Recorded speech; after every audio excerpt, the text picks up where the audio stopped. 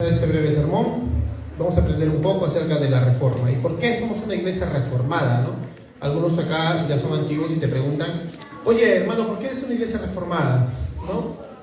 Y nosotros queremos darles un argumento que podría ser denominacional, bueno, porque somos de esta reforma, pero también bíblico, para entender que toda la iglesia de Cristo está siempre llamada a una constante reforma. ¿Amén? Bien, vamos al Salmo capítulo 18, en el verso 30. Le voy a leer de la versión de la Reina Valera. Salmo capítulo 18, verso 30. Busquen en sus Biblias o en sus aplicaciones. Salmo capítulo 18, verso 30. Dice la palabra de Dios: en cuanto a Dios, perfecto es su camino, y acrisolada la palabra de Jehová. Escudo es a todos los que en él esperan. Amén. Inclina tu rostro, vamos a hacer una oración para pedirle a nuestro Señor que nos ilumine el día de hoy. Padre, gracias por tu iglesia. Gracias por cada corazón que tú has tocado. Gracias por cada alma que tú sacaste de las tinieblas a tu luz admirable. Gracias por cada corazón que con la palabra meditada, que con la palabra en su corazón nace de nuevo y es transformado a la imagen de Cristo. Gracias por cada alma que está siendo reformada a la imagen de tu Hijo. Gracias por cada iglesia local en esta ciudad que también, conforme a las Escrituras, se va reformando cada vez más a la imagen de tu Hijo. Gracias por tu santa palabra, gracias por tu voz, gracias por hablarnos para que vivamos, porque estábamos muertos, porque estábamos en la oscuridad y ahora estamos en la luz. En el nombre de Cristo te oramos. Amén y amén. Gloria a Dios, hermanos. En la época medieval, la Iglesia Católica Romana había tomado la supremacía. Y de empezar los primeros siglos muy bien, porque se acuerdan, no hay que ser anticatólico como algunos por el internet. Los primeros siglos de la iglesia era la única iglesia, ¿no? Era la iglesia, ¿no? Hasta que comenzaron a entrar doctrinas que torcían cosas fundamentales. ¿Qué pasó? Como decía Martín Lutero, para el llegado al siglo XVI, Lutero escribe un libro que se llama La cautividad babilónica de la iglesia. Es como si la iglesia estuviera cautiva dentro de un sistema errado, al cual él llamaba Babilonia. Dentro de la cosmovisión de Lutero, la iglesia estaba ahí. Había salvos ahí. Hay gente que se está salvando. No vayas a creer, como algún extremista pastor te puede decir, que desde el siglo de los apóstoles nunca más hubo iglesia hasta la Reforma Protestante. O sea, 1500 años no se salvó nadie por nuestro extremismo anti. No. Siempre el Señor ha tenido su remanente. Siempre el Señor ha salvado por gracia, por medio de la fe. Amén. Amén. A pesar de que en ese tiempo, imagínate, no podíamos tener toda esta facilidad para meditar en las Escrituras. Si te encontraban con una versión de la Biblia traducida, como decimos en Perú, de forma hechiza, porque de repente eras un erudito y lo traducías por tu cuenta, pero te encontraban una versión de la Biblia en alemán, en inglés, te llevaban a la hoguera, porque no le estaba permitido al vulgo, ¿no? O sea, a nosotros, a los plebeyos, salvo que seas del clero, poder leer la Biblia, porque la premisa era: vas a torcer las Escrituras, van a sacar sectas en cantidad en el nombre del Señor, ¿no? Eso decían ellos. Martín Lutero le dice a su padre espiritual, el padre Pior, y eso lo pasaron en una película y me dio risa la escena de la película cuando él le dice, padre Pior le dice: pero Lutero, muchacho, ¿qué pasaría si todo el mundo pudiera tener una Biblia en su idioma y comenzar a leerla? Que la verdad no leía cualquiera, le dice incluso tiene una palabra antigua, pero sería ahorita los raspadores de ollas, los desolinadores de ollas. ¿Sabes qué era eso? O sea, tú tenías en ese tiempo no podías echarle vinagre blanco y un poquito de bicarbonato para sacarle el negro a tu olla, ¿no? En ese tiempo venía una persona como que te la lijaba, ¿no? Porque cocinaban en briquetas los europeos, ¿no? O sea, o con leña. Y ese era uno de los trabajos más ínfimos, más mal pagados. O sea, si el hombre más bajo de la sociedad tuviera una Biblia en su idioma, en otras palabras quería decir el padre Pior, ¿qué sería del cristianismo, no? Entonces Lutero le respondía, habría más cristianos. O sea, es muy jocoso, ¿no? Luego el padre Pior le decía, pero ¿qué pasa si sacamos todos los sacramentos, las liturgias y todas las tradiciones que nosotros esperamos como para poder alcanzar a Cristo? Y él les decía, si sacamos todo, nos queda Cristo. Si es solo Cristo, ¿no? Solo Cristo. Y el padre Pior, aunque él no renunció a la Iglesia Católica, si vemos, él apoyó mucho a Lutero en cuanto a esto, ¿no? En su reforma. Fue el padre Pior quien mandó a este monje, Lutero era un monje agustino que vivía en la ciudad alemana de Wittenberg, lo mandó a estudiar para que se deje de estresarse. Lutero tenía un concepto de que Dios era un Dios tirano. A veces le preguntaban, ¿tú amas a Dios? Sí, pero a veces lo odio, decía. Porque él entendía solo un Dios de ira. Un Dios de que por más que se esforzaba, hacía un montón de esfuerzos, de cosas, nunca te sentías perdonado. Digamos, en el idioma actual, siempre sentía que perdía su salvación. Estaba constantemente, o sea, él era tan paranoico que, por ejemplo, él salía, Lutero, ¿no? Salía de confesarse, y pasaba una monjita y le decía, hola Lutero, y Lutero, ya pequeña, ya, y se iba a confesar otra vez. Cada 5 minutos llegó a confesarse. Eso ya es un patrón de conducta psicológico, ¿no? Difícil. O sea, él estaba a punto de perder la razón. Pero en ese momento, es como él mismo dice, estudiando las Escrituras, encuentra la verdad en Romanos, que es una cita del Antiguo Testamento, el justo por la fe vivirá. Y como él mismo dice, se me abrieron las ventanas de los cielos, dice, ¿no? O sea, Lutero fue salvo.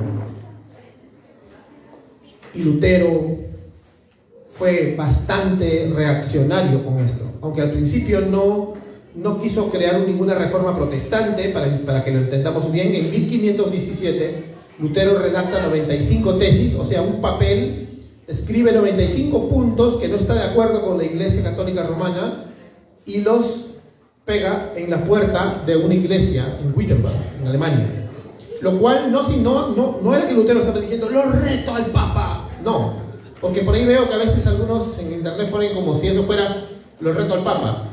En realidad eso era una práctica para levantar un debate alturado entre los teólogos, porque esas 95 tesis que clavó Lutero en esa iglesia de Wittenberg estaban en latín. Por tanto era un abierto, un pedido para que los académicos discutieran si estaban bien. Cosas como que, ¿por qué tenemos que pagar una indulgencia para que un alma salga del purgatorio? ¿No? ¿Por qué tenemos que depender de la autoridad solo del Papa? ¿Dónde está en la Biblia esto? ¿Dónde está en la Biblia lo otro, no? A ver, pues. Entonces, eso es lo que estaba ahí planteando Lutero. Clavó sus tesis, no como una forma de rebeldía o como una forma de que quería incendiarlo todo. Pero hubo personas que sacaron esas tesis, las tradujeron, y había un invento que es el equivalente al internet para nosotros, que en ese tiempo revolucionaba, se llamaba la imprenta. 80 años antes se había inventado la imprenta. Entonces estas personas que arrancaron estas tesis las tradujeron al idioma alemán y las pasaron más rápido que el viento. En 15 días casi todas las poblaciones alemanas tenían copias de las 95 tesis de Lutero, lo cual fue un golpe terrible para la venta de indulgencias que estaba realizando en ese tiempo la Iglesia Católica Romana. ¿Y de qué manera las hacían? A través de la manipulación. Siempre ha habido hombres que te manipulan para sacarte tu dinero y se hacen llamar cristianos. Algunos experimentamos eso, ¿no? Pasamos por esos lugares. Pero ¿de qué manera lo hacían ellos? Por ejemplo, te decían, llegaba un vendedor de indulgencias, me acuerdo Johann Textel, por ejemplo, que era un crack de las ventas, y te decía, tú te vas a ir al infierno porque la Biblia lo dice. Ya, hasta ahí está bien. Aunque lo decía fuerte, ¿no? Pero luego te decía, ¿sabes cómo es el infierno? ¿Te has quemado alguna vez? ¿Has puesto tu dedo en un pedazo de carbón ardiente? Y luego ponía así, por ejemplo, un carbón ardiente, y él mismo ponía su mano y se comenzaba a quemar su mano de verdad. ¡Ay! Hasta donde aguantaba, y decía, ¿Te imaginas esto en todo tu cuerpo durante miles, millones de años, toda la eternidad? Y la gente decía, no, yo no quiero morir, no quiero ir al infierno. Bueno, el Papa te concede una indulgencia por $5. Bueno, por la moneda del tiempo. ¿Te das cuenta qué ladrón que era? Les estaba robando su dinero, utilizando el miedo que tenían ellos de ir al infierno. Porque ni siquiera eso los salvaba, no son salvos. Porque solamente querer escapar del infierno no salva tu alma. No les hablaba de la cruz, ni de Cristo, ni de nada. Decía, el Papa te saca de aquí a través de una generosa cantidad de dinero. Y luego te daban un papel sellado. Toma, tu pasaje al cielo. Terrible, ¿no? En ese escenario es donde se levanta la Reforma Protestante. Donde no solo Lutero, luego se levantan otros hombres después de Lutero, como Juan Calvino. ¿Escuchaste el nombre? Juan Calvino. Ulrico Zwinglio. Luego sus alumnos, como Teodoro de Beza, otros. Y ahí es donde se levanta la Reforma Protestante.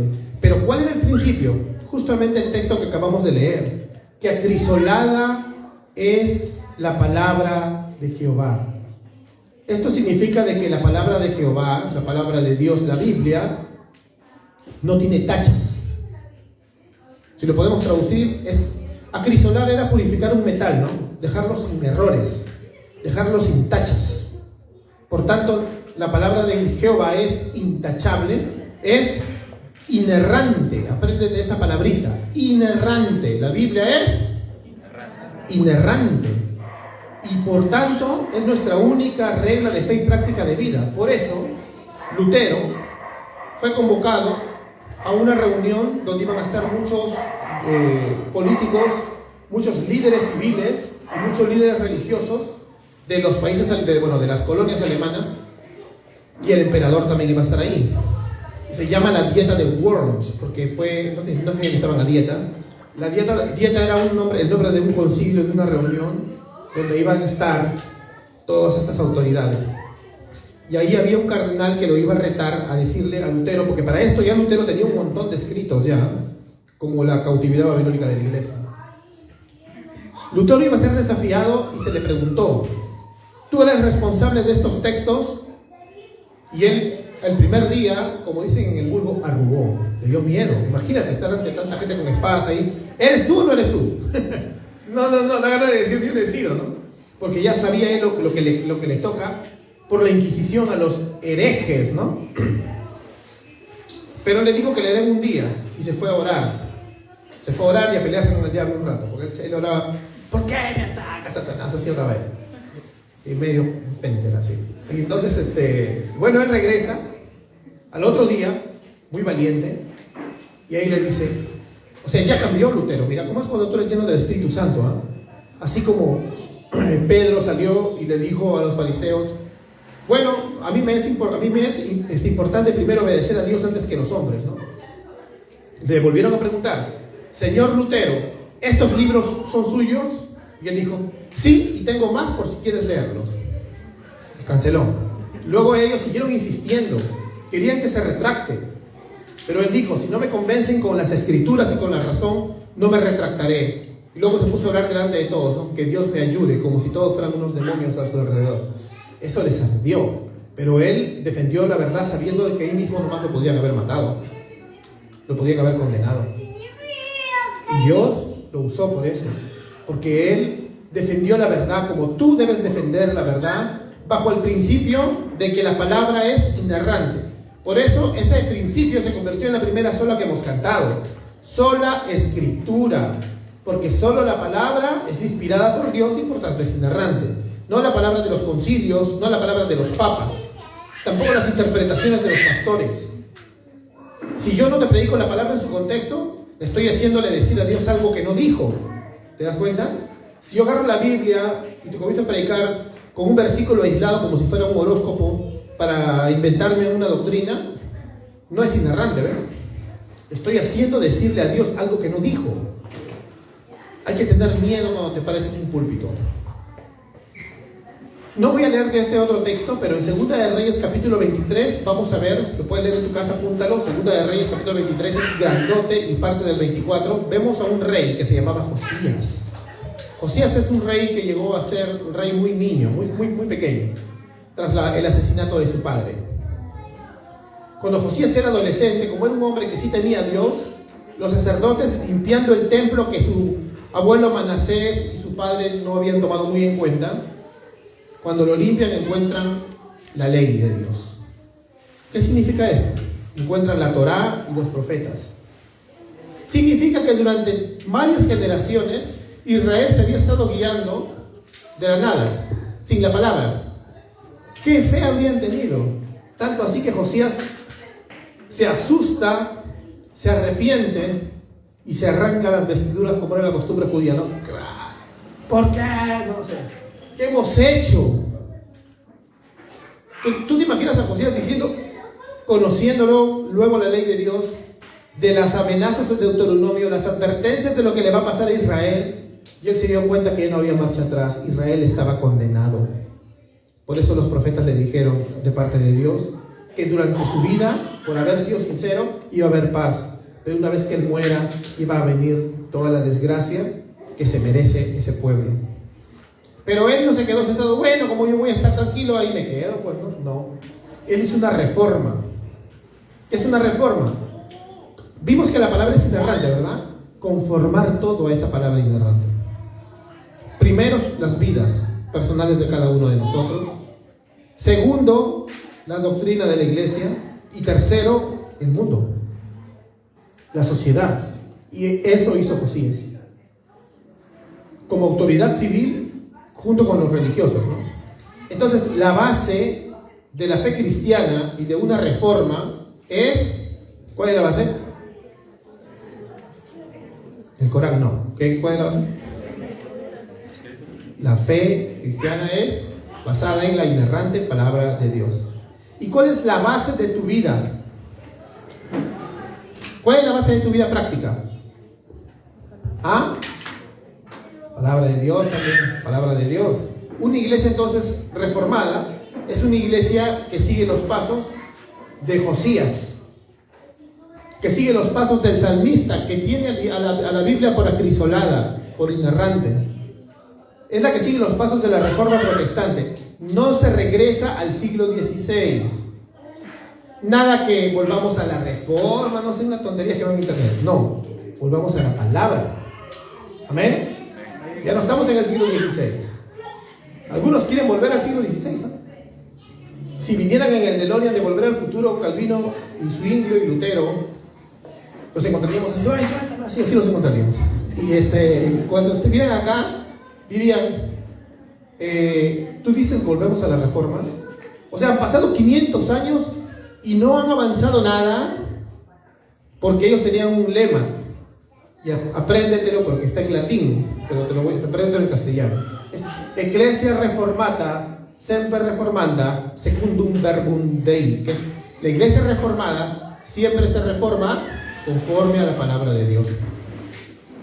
Yo no me voy a reformar a mis tradiciones, por más buenas que hayan sido las tradiciones protestantes incluso, ya vamos para adelante, ¿no?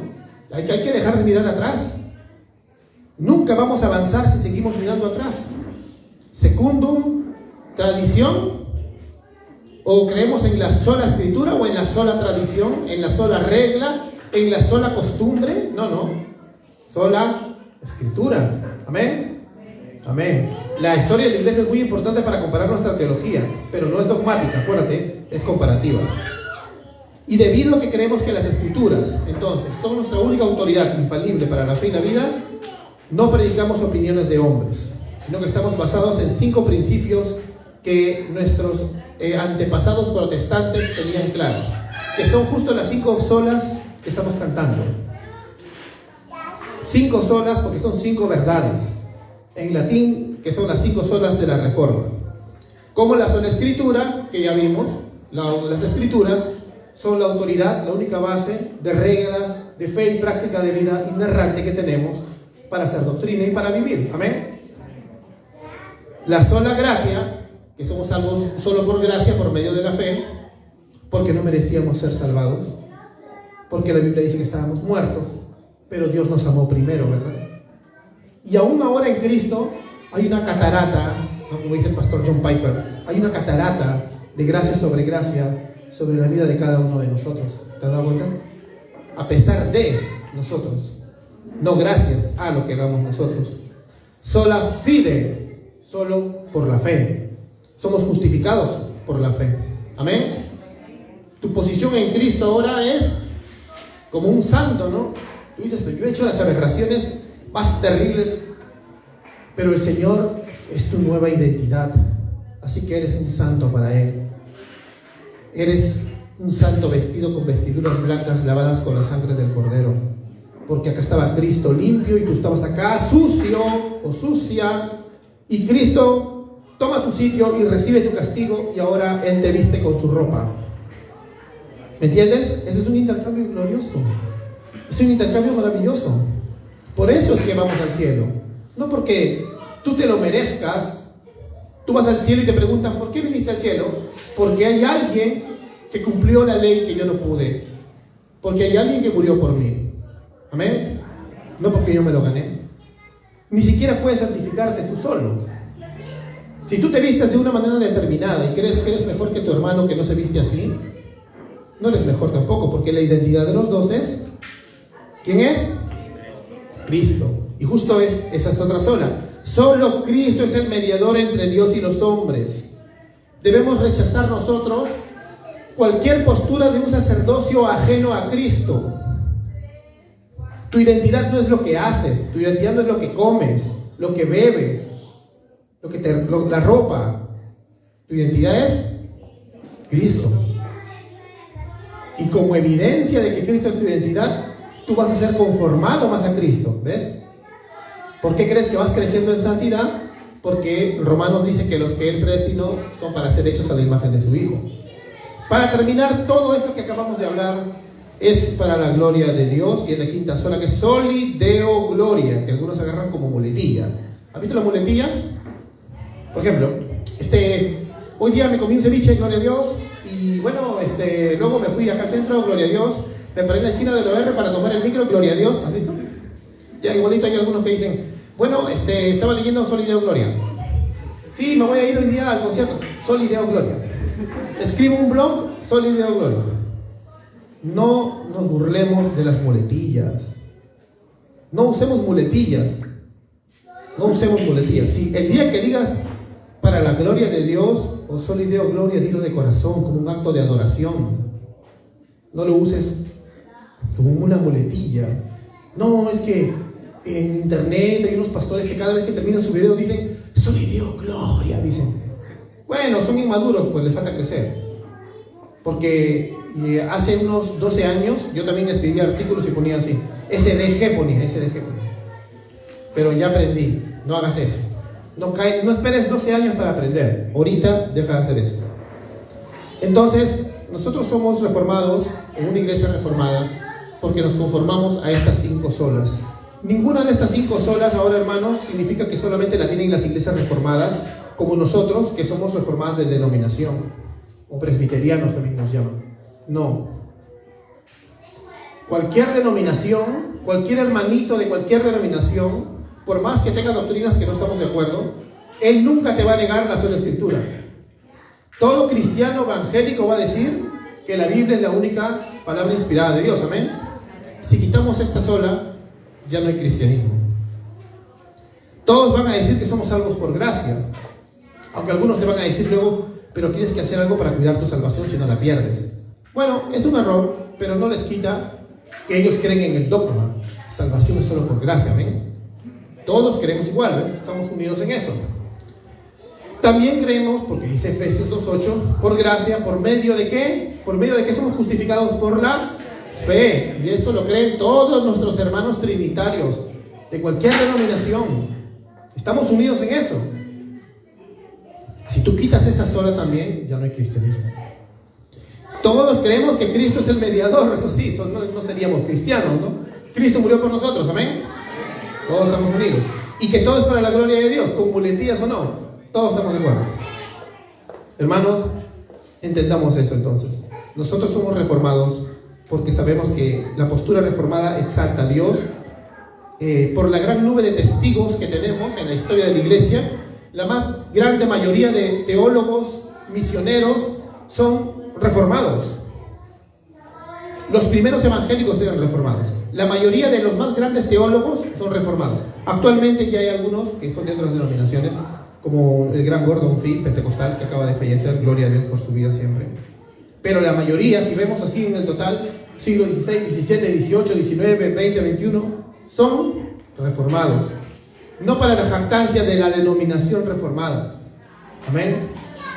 Porque los más grandes misioneros son bautistas. ¿No?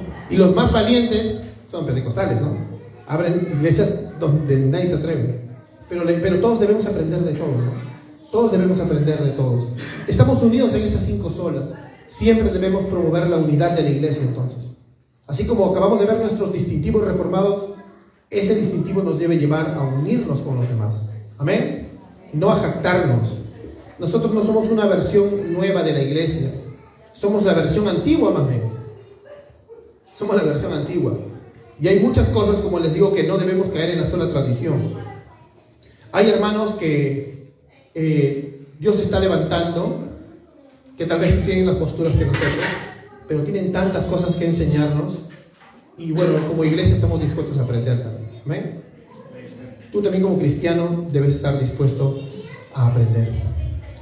Para terminar, entonces, quiero aplicarlo a tu vida. Si la Biblia es realmente acrisolada para ti, si la Biblia es inerrante, es suficiente, ¿estás conformándote a la Biblia? Sé sincero. A ver, medita en tu corazón en este momento. A ver, sé sincero, delante de Dios ahorita.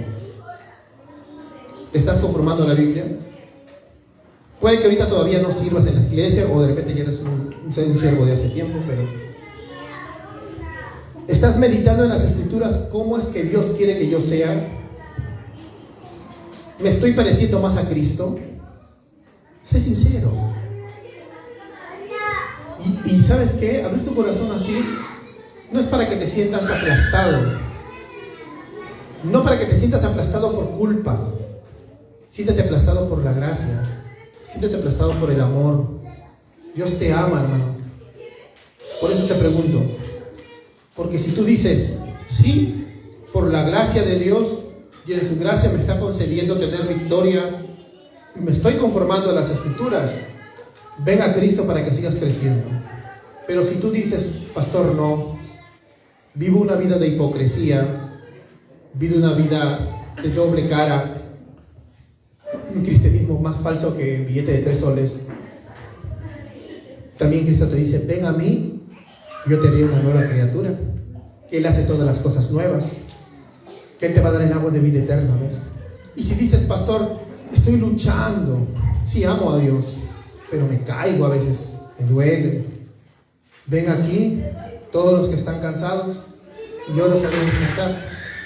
Sea uno, el otro, no hay excusas. Vamos a Cristo todos, porque en Él hallaremos reposo, hermanos. En Él hallaremos esa conformación a las Escrituras, esa conformación a Cristo. No la vamos a hallar en las emociones, ¿no? En la idea de un pastor, la Biblia, hermanos. No la vamos a hallar en YouTube o volviéndonos hincha de un teólogo. Recuerda que tú te puedes llenar la cabeza de este tamaño, como decía el gran predicador Jonathan Ramington, ¿no? Cabezota, dice, van al seminario, si quieren una cabezota, y tienen un corazón de este tamaño. Amén, hermanos. Así que nosotros somos una iglesia que siempre promueve la teología, pero por favor, que baje tu corazón, pues.